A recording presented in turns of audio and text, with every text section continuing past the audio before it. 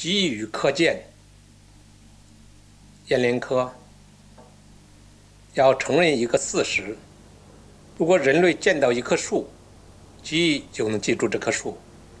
但会忘记滋养树的风流、空气和空气中的水分子。要承认这个事实，记忆总是要和可见捆绑在一起。没有可见物，人类的记忆就会误记。我们可见草木的枯荣而知死记，可见树的年轮而知时间。为了记忆的可见和感知，我们有了文字和书；为了记忆的可见，我们有了考古、记录、博物馆和纪念馆。回顾人类发展的全过程，我们今天所有的努力，都是为了昨天和明天的可见之存在。我们为了可见的昨天而书写，为了可见的昨天而记忆，为了明天的可见而发明，为了明天的可见而创造。今天是昨天和明天的记忆的连接点，是记忆两岸的桥梁和过渡。我们今天所有的一切和努力，都是为了对抗遗忘，而为明天去创造、树立看得见、摸得着的可见物。如果记忆不成为可见的物质而存在，不被看得见和摸得着，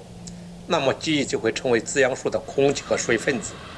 会被无视不在，而最终被消失。可见是一种佐证，而不见在实践里就是不在或者未发生。这不是人类和人的愚钝和愚昧，而是人和人类记忆的必有之局限。所以我们今天积存的全部的努力和智慧，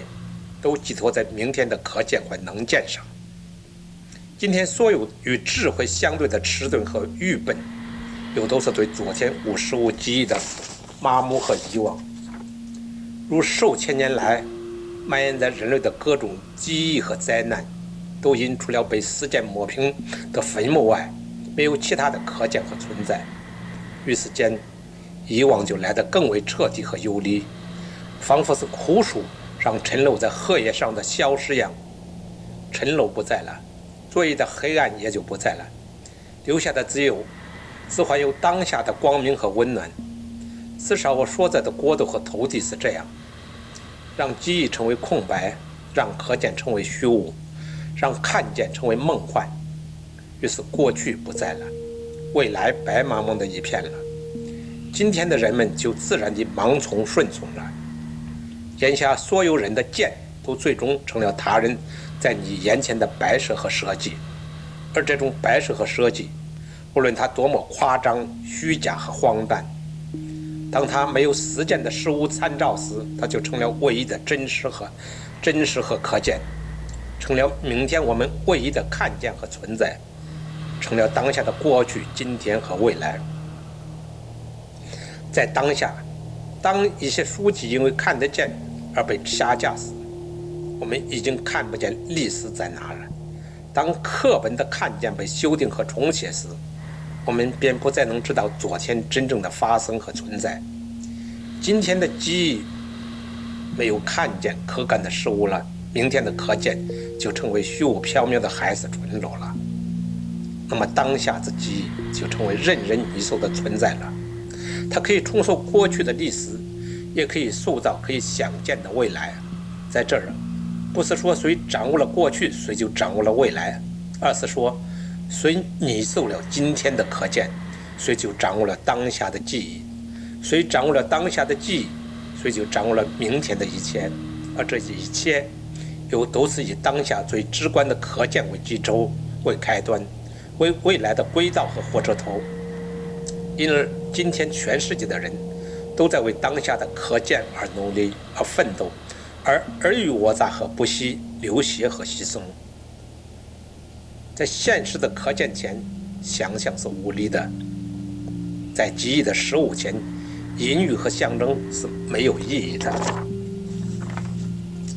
人类是因为可见才有了昨天、今天和明天，而不是因为虚无之想象才拥有了过去和未来。中国的悲剧在于可见总是被修订、被修改、被任意的虚空，并在虚空中重建和重塑。于是可见成了怀疑、荒谬和笑谈，可见成了虚无和不在，成了物的无证和装饰荒谬的百宝箱。人类的尊严是因为对可见之尊重，而不是对可见之修订。我们不是为了虚无的精神而活着，而是为了把精神转化为可见的活着，才有了意义和文明，才有了真正长远而诚实的记忆和价值。如同吉尔伽美什可见的泥板记忆一样，如同古希腊可见的建筑和雕塑的记忆一样，如同古埃及的金字塔和中国长城可见的斑驳之力一样。所以我们今天在谈论新冠病毒的记忆时，一定要谈论明天有什么可见、能见和可触摸、可感知的存在物，否则今天一切的记忆在明天都是虚空的、不在的，是必然被遗忘消失的。记忆不是词汇和数字，而是一种必须可见的实在物。一切没有实物的词汇和数字都将被权力、政治和世俗所虚空。从人类灾难的发生到可见，再从可见能真见和可触摸，这是记忆存在的唯一的路。不将记忆的双脚置放在这条道路上，记忆就是短视、短见和不在，而新的灾难就一定在明天等着人类和我们。